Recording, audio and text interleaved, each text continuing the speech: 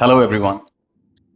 Welcome to my channel. This is Shivar Goyal. I teach physics at Waves Institute, Chandigarh. So today I have a very interesting question asked in JEE Advanced 2023. अब JEE Advanced 23 का ये optics का question है. बहुत ही misunderstood question है. I don't want to comment on anyone's solution, लेकिन आज हम इस क्वेश्चन को इन डेप्थ एनालाइज करेंगे and you will be surprised कि इस क्वेश्चन का एक्चुअल सॉल्यूशन क्या है, और जो मैं सॉल्यूशन दूंगा उसे मैं एक नहीं, दो नहीं, तीन तरीके से अप्रोक्सीमेट करके सेम आंसर तक पहुंचूंगा. आपको मजा आ जाएगा. So the question that I am talking about is this very famous question. Now people don't talk about it that much, लेकिन ये एक बहुत ही इन डेप्थ एनालिसिस रिक्वायर करता है क्वेश्चन सॉल्व करने के लिए. अब क्वेश्चन में बोला है there is a monochromatic light wave, planar wave. It is incident normally on a glass slab of thickness d. There is nothing told about the thickness d, whether it is small or not. The refractive index of this slab linearly increases from n1 to n2 over a height h. Then which of the following statements are true? So essentially जो चार options थी उसमें आपसे ये पूछा गया था कि ये जो वेव आ रही है ये वेव कितना डिविएट होगी, इसका डिविएशन एंगल कितना है, और वो डिविएशन एंगल क्या n1 n2 की इंडिविजुअल वैल्यूज पे डिपेंड करेगा या सिर्फ उनके डिफरेंस पे डिपेंड करेगा, ये पूछा था हमसे. नाउ पीपल,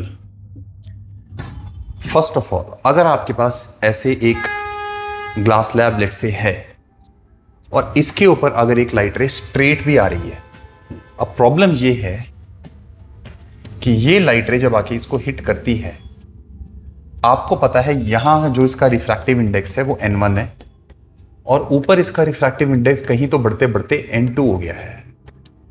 तो सबसे पहला डाउट तो बच्चों के माइंड में ये आ जाता है कि अगर इंडेक्स सिर्फ y के साथ वेरी कर रहा है तो कोई भी रे जो सीधी आके हिट करेगी वो सीधी ही निकल जाएगी, क्योंकि वो उसने हिट कैसे किया इसको. आप इस बाउंड्री को देखो, उसने हिट किया परपेंडिकुलरली, तो अगर उसने परपेंडिकुलरली हिट किया तो वो सीधी चली जानी चाहिए. ये कंसेप्शन पहली बात गलत है. दूसरी बात, आप जब भी कभी एक लाइट रे की बात करते हैं तो आपको ये चीज ध्यान में रखनी चाहिए कि इस पर्टिकुलर सिचुएशन में भी ये लाइट रे जब इस ग्लास स्लैब से बाहर आएगी, I don't want to talk about the entire wave right now, मैं उस पर आता हूं. अगर मैं एक रे की बात करूं तो वो रे जब एंटर करके बाहर आएगी, it will actually undergo three optical phenomena. पहला ऑप्टिकल फिनोमिना बाहर से अंदर रिफ्रैक्शन, दूसरा ऑप्टिकल फिनोमिना इसके अंदर इसका कर्व्ड पाथ, और तीसरा ऑप्टिकल फिनोमिना बाहर आना फ्रॉम ग्लास टू एयर. तो जनरली जो इस क्वेश्चन के सॉल्यूशंस आए उनमें यही था कि भाई सीधा लाइट रे को पास कराओ, यहां रिफ्रैक्टिव इंडेक्स n1 है, यहां n2 है, तो यहाँ स्पीड, अगर यहाँ रिफ्रैक्टिव इंडेक्स कम है यहाँ स्पीड ज़्यादा लगेगी तो यहाँ जल्दी पहुँच जाएगा, फिर उसको आगे ट्रैवल करा दो, उतनी देर में इसको यहाँ से यहाँ ले आओ और उसको एक प्लेन वेव फ्रंट से ज्वाइन कर दो. एक सॉल्यूशन ये भी था कि नहीं, वो यहाँ से यहाँ सीधा जाएगी और उसके बाद उसके स्फेरिकल वेव फ्रंट बनाओ और फिर वहाँ से टेंजेंट ड्रॉ करो. एक में टैन का आंसर आता है, एक में साइन का आंसर आता है. दोनों ही चीज़ें बहुत ज़्यादा अप्रोक्सीमेटेड हैं. हम इसका एक रियल सॉल्यूशन देखते हैं. वो आपके लिए जानना जरूरी इसलिए कि बहुत सारे कॉन्सेप्ट्स फर्माट्स प्रिंसिपल के, स्नेल्स लॉ के, रिफ्रैक्शन इन जनरल के आपको समझ आएंगे. अगर एक लाइट रे सीधी आती है तो ये मान के चलो कि लाइट रे के पास ना बहुत दिमाग होता है, चारों तरफ देखती हुई चल रही होती है मेरे आसपास क्या है. अब जब वो यहां पे एंटर करेगी, दो तरह की रिफ्रैक्शंस होती हैं यार. एक होती है फिजिकल इंटरफेस की रिफ्रैक्शन, यहां एयर है यहां ग्लास है, there is a physical interface.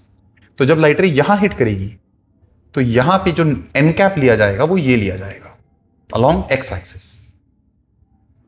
अगर एन कैप यही है तो जो फर्स्ट रिफ्रैक्शन होगी ना, फर्स्ट रिफ्रैक्शन में बाहर तो रिफ्रैक्टिव इंडेक्स 1 है, तो अगर मैं स्नेल्स लॉ लगाऊं तो 1 साइन 0 डिग्री, यहां एंगल ऑफ इंसिडेंस 0 है, is equal to some n1 sine r1 कह दो उसको.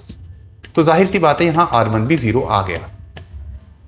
यहां तक बात समझ में आती है कि अगर कोई लाइट रे नॉर्मली हिट करेगी तो नॉर्मली ही जाएगी, लेकिन बच्चों एक बार वो लाइट रे अंदर एंटर कर गई, अब जो रिफ्रैक्टिव इंडेक्स है वो y के साथ वेरी कर रहा है। इसको बोलते हैं refractive index gradient. It's a graded slab.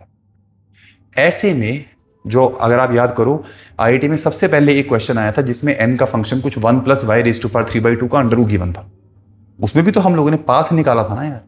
यहां भी ऐसा ही हुआ कि नीचे से ऊपर अगर रिफ्रैक्टिव इंडेक्स बढ़ता जा रहा है और एन कैप इस डायरेक्शन में हो जाएगी। देखो एन कैप चेंज हो गई, पहले एक्स में थी, अब वो एन कैप वाई में हो गई है, और क्योंकि ऊपर की तरफ एन बढ़ रहा है तो इसका पाथ ऊपर की तरफ ऐसे बेंड हो जाएगा। तो पहली बात तो ये अंदर सीधा जाएगा ही नहीं, ये बेंड करेगा। और कहानी यहां खत्म नहीं होगी, क्वेश्चन का एसेंस समझो क्या है। ऑप्टिकल फिनोमिना 1, 2 और अब आएगा third optical phenomena. And people once again यहां पे अब आपके पास दोबारा एक फिजिकल बाउंड्री आ गई है बिटवीन ग्लास एंड एयर। तो अब तीसरी बार रिफ्रैक्ट होगी ये लाइट, लेकिन फिर दोबारा एन कैप शिफ्ट हो जाएगा। तो I am dealing with 3 different type of n caps. Entering में आई कैप, थ्रू आउट अंदर जे कैप, बाहर गई तो फिर आई कैप। और अब आप देख रहे हो यहां तो रिफ्रैक्टिव इंडेक्स ज्यादा है, यहां कम है, तो it is denser to rarer, it will bend yet away from the. ये सीन है इस लाइट रे का। यहां भी बेंड करेगी ये, अंदर तो बेंड कर ही रही है, यहां भी बेंड करेगी। हमें ये फाइनल एंगल आर चाहिए। तो मैं इन डेप्थ एनालिसिस करता हूं, ध्यान से देखना। सबसे पहले जो रिफ्रैक्टिव इंडेक्स है किसी भी y के साथ, ओरिजिनल वैल्यू n1 है upon h into y। This is how the refractive index is varying with y। तो अगर मैं किसी भी टाइम पे इसको ओरिजिन कह दूं और लाइट रे को यहां कहीं मान लूं मैं x, y पे, तो ये लाइट रे की टेंजेंट है। और मुझे पता है कि रिफ्रैक्शन स्नेल्स लॉ, अगर आप चाहें तो आप ऑप्टिक्स का मेरा प्रीवियस लेक्चर देख सकते हैं, लिंक मैं डिस्क्रिप्शन में शेयर कर दूंगा। इस एंगल को अगर मैं थीटा कह दूं तो जब मैं ए और बी के बीच में स्नेल्स लॉ लगाऊंगा, और याद रहे यहां सबसे क्रूशियल चीज, ए पॉइंट एयर में नहीं है, नो, क्योंकि एयर में एन कैप अलग था। मैं बात कर रहा हूं जस्ट आफ्टर एंटरिंग, वो वाला पॉइंट ए है और ये पॉइंट बी है। अब प्रॉब्लम ये है, एंटर करते ही एन कैप कहां चला गया है, एन कैप वाई एक्सिस में चला गया है।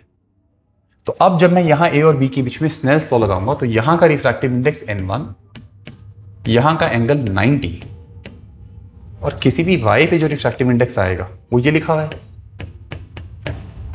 अगर आप इसे प्यार से समझोगे ना तो आपको दिक्कत आएगी नहीं, इसलिए I am not rushing, let's be very cool about it. So n1 sine i equal to n2 sine r, तो यहां का साइन थीटा हो गया। अब साइन 90 तो 1 होता है। एक काम करो, चलो करो, इस साइन थीटा को नीचे ले जाओ।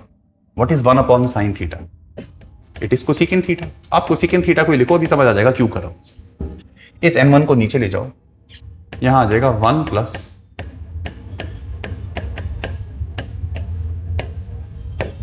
ये। एक काम करते हैं, चलो ये जो पूरी चीज है ना, पूरी चीज बार बार इंटीग्रेशन में आएगी, इसको k कह लेते हैं। तो यहां k is n2 by n1 minus 1 upon h। ये कोसेकेंट थीटा आ गया। अब मुझे एक बात बताइए, अगर ये कोसेकेंट थीटा है तो जो इस रे की इक्वेशन आएगी उसमें आपको याद है ना कि जो टेंजेंट है उसका x एक्सिस से एंगल एक्चुअली कितना है, 90 माइनस थीटा। तो रे की जो स्लोप ऑफ टेंजेंट है dy बाई dx वो क्या होगी, वो होगी tan ऑफ 90 माइनस थीटा। अच्छा, what is tan of 90 minus theta? cot theta. अच्छा, what is cos theta? Under root cosecant square theta minus 1। इसीलिए मैंने यहां कोसेकेंट थीटा लिखा था। ये हो गया 1 plus k y whole square minus 1। देख रहे हो आप, ये आ गया dy dx और y में रिलेशन। तो जैसे ही मैं इसे सॉल्व करूंगा मेरे पास आएगा dy upon under root 1 plus k y whole square minus 1 equal to dx। All I have to do is integrate it. When x is 0, y is 0. When x is x, y is y। अब बच्चों ऐसा है, जो लोग तो मुझे regularly follow कर रहे हैं उनको पता होगा हमारी पहली जो वीडियो आई थी वो कैटेनरी के ऊपर आई थी। अगर आप 2 पॉइंट से एक चेन को सस्पेंड कर दें तो उसकी शेप क्या है। वहीं मैंने आपको बताया था कि 2 फंक्शंस होते हैं, sine hyperbolic and cos hyperbolic, जिनको सिंच और कॉश कहते हैं। वो कहानी वहां खत्म नहीं हुई है, वो कहानी यहां भी चल रही है यार। And you will be amazed bye it, so amazing. पता है, तो मैं आपको बताता हूं, वैसे तो ये जो इंटीग्रल है आप इसे मैथ्स में जब पढ़ते हैं तो लॉग आता है। तो अगर integral of dx upon under root x square minus a square आ जाए तो ये लॉग बनता है। लॉग ऑफ मॉड में x plus under root x square minus a square ये बनता है। लेकिन इसी को लिखने का एक और तरीका होता है, कॉश इनवर्स x बाई ए। अब मैं धीरे धीरे आपको इनकी प्रॉपर्टीज बताता जाऊंगा, ध्यान से देखते जाना बस। I will like to use this expression क्योंकि it's very clean as compare to log का लंबा फिर ई शी आता है। ये बहुत क्लीन है उसके कंपैरिजन में। फर्क सिर्फ इतना है कि पहली बात तो y की जगह लीनियर फंक्शन है जो हम इंटीग्रेशन में संभाल लेते हैं, और यहां ए स्क्वायर की जगह 1 स्क्वायर है, which is a very good thing. तो ये बनेगा क्या पता है, ये बनेगा कॉश इनवर्स x की जगह क्या आएगा 1 plus k Y divide by ए, तो डिवाइड बाई 1 वो तो हट जाएगा। और इंटीग्रेशन का रूल होता है जिस चीज से ये मल्टीप्लाइड होता है उसी से डिवाइड हो जाता है, फ्रॉम 0 टू y। इधर चुपचाप x आ गया, देखते जाओ, k को ऊपर ले जाओ। तो cosh inverse 1 plus k Y, जब y को 0 पुट करोगे कॉश इनवर्स 1 आ जाएगा, इधर kx आ जाएगा। और बच्चों ये प्रॉपर्टी होती है actually, cosh of 0 is actually 1, क्योंकि कॉश का फंक्शन है e की पावर x प्लस e की पावर माइनस x अपॉन 2 होता है। तो अगर आप x को 0 पुट करोगे तो फंक्शन का वैल्यू 1 आएगा। तो अगर कॉश ऑफ 0 1 है तो कॉश इनवर्स 1 0 हो जाता है। ये उड़ गया, कॉश को उधर ले जाओ तो 1 प्लस के वाई क्या बन गया पता है, कॉश ऑफ के x. Guys be surprise, be amazed, whatever. y as a function of x is simply, this is the exact function with no approximation at all.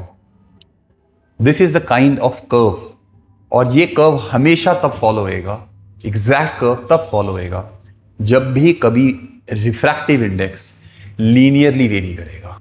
हर बार यही फंक्शन आएगा। ये y का as a function of x आया है। तो एक काम करते हैं, अगर ये y है तो यहीं पे हम dy बाई डी एक्स भी लिख लेते हैं। तो एक प्रॉपर्टी और बता रहा हूं कि कॉश का डेरिवेटिव सिंपली साइन होता है, सिंच, साइन भी नहीं सिंच। अब क्योंकि x की जगह kx है तो इंटू के करना पड़ेगा हमें, 1 का डेरिवेटिव 0 हो जाएगा, एक डिनोमिनेटर में k आएगा। देखो अमेजिंग चीज, dy by d x simply comes out to be कितना, sinh of kx। and what is dy by dx? it is the slope of tangent। इस पे भी काम आते हैं। तो एक काम करो सब बच्चों, जहां पे ये बंदा एग्जिट कर रहा है ना, ये रे, इस पॉइंट को आप लोग c कह दीजिए। तो c की खासियत ये है कि यहां x की जो वैल्यू है वो d है। अच्छी बात है। अब अगर यहां x की वैल्यू d है, देखना जरा, तो उस पॉइंट को मैं c कह रहा हूं, ठीक है। तो at c x is equal to d। अब अगर x यहां d है तो यहां y कितना होएगा, ये देखो, y आएगा cosh of k into D minus 1 upon k। अच्छा, अगर यहां y कोऑर्डिनेट इतना है तो फिर यहां का रिफ्रैक्टिव इंडेक्स कितना होगा? क्या था फॉर्मूला रिफ्रैक्टिव इंडेक्स का, n1 plus n2 minus n1 by h times y। y ये पुट कर दो, cosh of k D minus 1। और एक काम करो, ऊपर जहां हमने k डिफाइन किया था ना वो वापस यहां पुट कर दो। तो k था n2 माइनस n1, चेक करना, upon n1 times h। Amazing चीज आएगी यहां भी, पता है, ये देखो ये कट गया। मतलब ये इतना सेटिस्फैक्ट्री है ना सब कुछ, अगर आप इसे ध्यान से समझो, it is so satisfactory. Cosh of k D minus 1, ये भी कैंसिल हो गया, तो बेटा n आ गया at c, n comes out to be n1 cosh of k d. ये आपको पता है हमने क्या निकाल लिया है? ये हमने निकाला है कि जो लाइट रे n1 पे हिट कर रही है आके, वो कहां हिट कर रही है, उधर का n कितना है, उधर का y कोऑर्डिनेट कितना है, और उधर का dy बाई dx कितना है। अब ये बताओ इसी c पॉइंट पे, and what is dy by dx? बोलो ये कितना होएगा? ये होएगा sinh of k into D, c पे निकालो। और मुझे एक बात बताइए, dy बाई dx, तो यहां पर इस स्ट्रेट लाइन, इस टेंजेंट की स्लोप है ना, अगर मैं यहां एक टेंजेंट ड्रॉ कर दूं, उसका ये वाला एंगल जो है, इसको अब मैं फाइनली I कह देता हूं। तो जो ये dy बाई dx मैंने निकाला है ना, ये एंटरिंग वाला एंगल है, क्योंकि मेरा फाइनल एम R निकालना है। तो जहां से वो हिट कर रहा है वो एंगल मैंने I बोल दिया है, और dy बाई dx जो होता है, ये जो यहां निकाला है हम लोगों ने, ये dy बाई dx किसी भी इक्वेशन में क्या होता है? tan थीटा होता है। लेकिन मेरे को तो यहां स्नेल्स लॉ लगाना है, तो अगर मेरे को स्नेल्स लॉ लगाना है तो साइन आई कितना आएगा भला सोचो भाई। tan अगर इतना है, किसी भी ट्रायंगल में tan थीटा तो p बाई बी होता है ना, तो साइन थीटा कितना होएगा? Perpendicular upon hypotenuse under root p square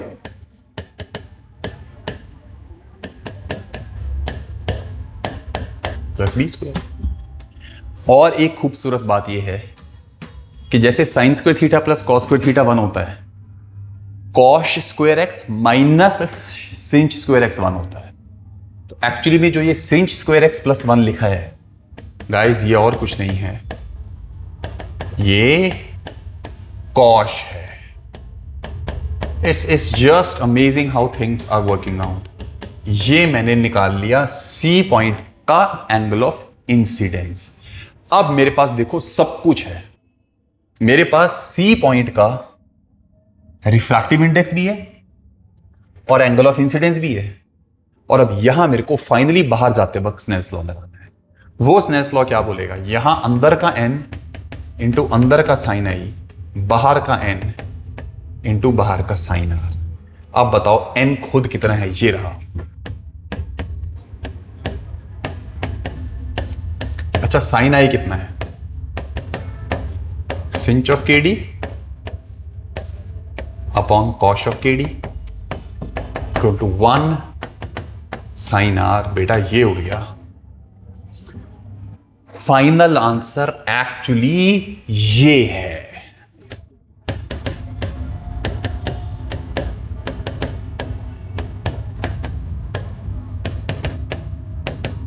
sine inverse n1 sinh of kd।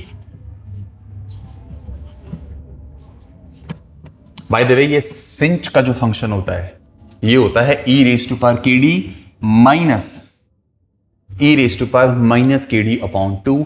वो डालोगे तो आपके पास प्रॉपर ये r है। और r पता है क्या है? r जो लाइट रे सीधी आई, वो बेंड होके फिर बेंड हुई, फाइनल किक मिली उसको एक। तो फाइनल जो डिविएशन आपसे पूछी गई है वो ये है। और इसकी सबसे मजेदार चीज ये है कि ये डिविएशन, ये पॉइंट ऑफ एग्जिट, ये एंगल ऑफ एग्जिट, सब कुछ n1 पे डिपेंड कर रहा है। इसका मतलब जो वेव फ्रंट प्लेन आ रहा है ना, वो एग्जिट में प्लेन निकलेगा तक नहीं। अगर ये एक थिक शीट हुई तो planar wave front is not even going to exit in a planar form, which means पूरे वेव फ्रंट की डिविएशन पूछना ही गलत है। तो इन रियलिटी ये सीन था आर का। अब मैं एक काम करता हूं, बहुत मजा आएगा। अब मैं आपको बताता हूं जो आंसर्स फ्लोट हो रहे हैं और जो शायद आईआईटी हमसे एक्सपेक्ट कर रही थी, वो कैसे आते हैं। 3 तरह से बताऊंगा। अप्रोक्सीमेशन नंबर 1, 3 अलग अलग अप्रोक्सीमेशंस करके माइंड ब्लोन मोमेंट होएगा, ध्यान से देखना। अगर मैं इस केडी की वैल्यू को बहुत कम मान लूं, केडी की,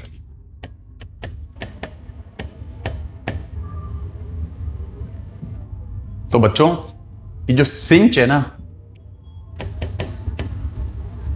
ये जैसे साइन एक्स अप्रोक्सीमेटली एक्स होता है ना, तो सिंच एक्स भी अप्रोक्सीमेटली एक्स ही होता है। मैं आपको वैसे बता दूं, जो सिंच एक्स का फंक्शन होता है ये e raise to power x minus e raise to power minus x by 2 होता है। तो अगर x बहुत छोटा होता है ये 1 प्लस एक्स बन जाएगा, ये भी 1 माइनस एक्स बन जाएगा। सबट्रैक्ट करोगे तो 2 से 2 उड़ जाएगा, सिर्फ x बचेगा एक। तो इसकी अप्रोक्सीमेटेड वैल्यू x ही होती है। तो सिंच kd की वैल्यू अप्रोक्सीमेटली कितनी होगी? kd। और एक बात बताऊं, k क्या था पता है? n2 minus n1 upon n1 times h into D. Guys ये आंसर फ्लोट कर रहा होता है हर जगह, और फिर हम ये कह देते हैं कि भाई ये जो आंसर है, ये आंसर n1 n2 की इंडिविजुअल वैल्यूज पे नहीं बल्कि सिर्फ उसके ग्रेडियंट पे डिपेंड करता है। फाइन, ये पहली अप्रोक्सीमेशन मैंने लगाई है जिससे ये आंसर सही आ गया है। अब मैं यही अप्रोक्सीमेशन एक और तरीके से बताता हूं, उसमें तो आपको और ज्यादा मजा आएगा कि यही सेम आंसर तक और कैसे निकला जा सकता है। तो बच्चों ऐसे करते हैं, थोड़ा बैक चलते हैं। ये देखो, ये था y का x के साथ equation. This was your equation of the curve. अब अगर ये कर्व की इक्वेशन को मैं अप्रोक्सीमेट कर दूं, वंस अगेन, क्योंकि मेरे को पता है kd बहुत छोटा है तो kx भी बहुत छोटा ही होगा, x तो d से कम ही है। Again if kd is much much less than 1, तो मैं आपको एक और बात बताता हूं, cos का जो अप्रोक्सीमेट वैल्यू होता है when x is very small, it's 1 plus x square by 2। तो इस cos की जो अप्रोक्सीमेट वैल्यू है वो 1 प्लस ये हुई। And people, this is again going to be amazing. ये y पता है कितना आ गया? सिंपली हाफ के डी भी क्या है? X square. और d y equal to half k x square is nothing but the equation of a parabola. इसका मतलब ये है पीपल कि ये जो लाइट रे का पाथ मैं आपको दिखा रहा हूं, ये एक्चुअल जो लाइट रे का पाथ है, ये तो एक्चुअली कॉश का फंक्शन होता है।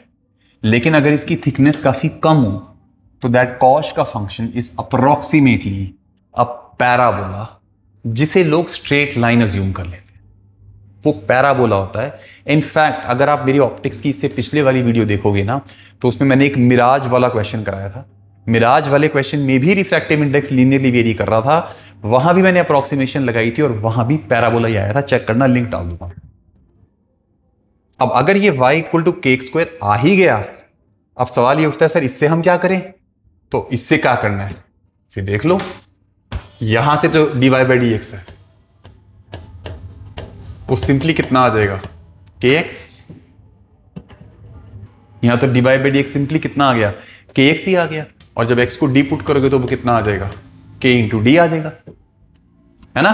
और इस dy बाई डी एक्स को x इक्वल टू डी पे, क्योंकि एंगल थीटा बहुत छोटा मान रहा हूं मैं, तो इसी को हम टैन थीटा लिखेंगे, उसी को हम थीटा लिख देंगे और उसी को हम साइन थीटा लिख देंगे। और अब की बार मैं ये अजम्पशन करूंगा कि क्योंकि वो थिकनेस इतनी कम है, तो वो लाइट रे जो n1 पे एंट्री की ना, वो जब एग्जिट करेगी तो वो पैराबोला तो है, लेकिन बहुत ज्यादा y का चेंज नहीं आया है। तो यानी कि जहां वो हिट कर रही है वहां का रिफ्रैक्टिव इंडेक्स भी मैं अगर n1 पे एंट्री कर रही है तो n1 पे ही एग्जिट मान लूंगा। तो जब मैं स्नेल्स लॉ लगाऊंगा वहां n1 into sine theta which is के डी इक्वल टू बाहर का 1 इंटू साइन आर, यहां से भी साइन आर देखो कितना आ गया n1, k कितना था? Is the same answer sine r का। और थर्ड अप्रोक्सीमेशन, अप्रोक्सीमेशन नंबर 3, वो भी चलो दिखा देता हूं मैं आपको आज। इससे ज्यादा डिटेल्ड एनालिसिस हो ही नहीं सकती, खत्म, सब कुछ हो गया इसमें। पता है आपको, हमें यह पता लग गया कि एक लाइट रे बिहेव कैसे कर रही है, एंटर करने के बाद उसकी कंटिन्यूअस बेंडिंग हो रही है, 3 रिफ्रैक्शंस हो रही हैं, 1 अंदर, फिर बेंडिंग, उनकी इक्वेशंस, उनकी slopes, Snell's law, everything done. तीसरा तरीका यहीं पे अप्रोक्सीमेशन लगाने का होता है, कॉश तक जाने की जरूरत ही नहीं होती है, वो ये होता है approximation number 3। No, it's not number 3, it's how we are applying the approximation. यहां पे अगर मैं इसको थोड़ा ओपन कर दूं तो ये 1 से 1 कट जाएगा, एक k² y² आएगा, एक 2k y आएगा, और फिर मैं कहूंगा कि अगर k बहुत छोटा है तो हम इस k² y² को इग्नोर कर देते हैं। तो ये देख रहे हो 1/√2k बाहर आ जाएगा, dy/√y की इंटीग्रेशन 2√y 0 to y बचेगा, इक्वल टू सिर्फ x है। तो यहां से सेम y का आंसर आ गया, कितना? Half kx²। चेक कर लेना, अगर आप इसे सॉल्व करोगे तो y equal to half kx² वही आ जाएगा जो भी हमने सेकेंड अप्रोक्सीमेशन में कॉश को अप्रोक्सीमेट करके किया था। तो पीपल, अगर आपको गैप कम दिया हो तो ये एक इतनी मैग्निफिसेंट सिचुएशन बन गई कि स्ट्रेट लाइन मान के, वेव फ्रंट्स को प्लेनर मान के भी आंसर आ गया। लेकिन अगर ये विड्थ सिग्निफिकेंट कभी आ जाए तो आपको पता होना चाहिए कि एग्जैक्टली हो क्या रहा है। ये इस क्वेश्चन का कंप्लीट अनफिल्टर्ड सॉल्यूशन है। Right? Tell me how you like it. That is all for now. अच्छे से देखना, इसको समझना। थैंक यू सो मच यार, बाय।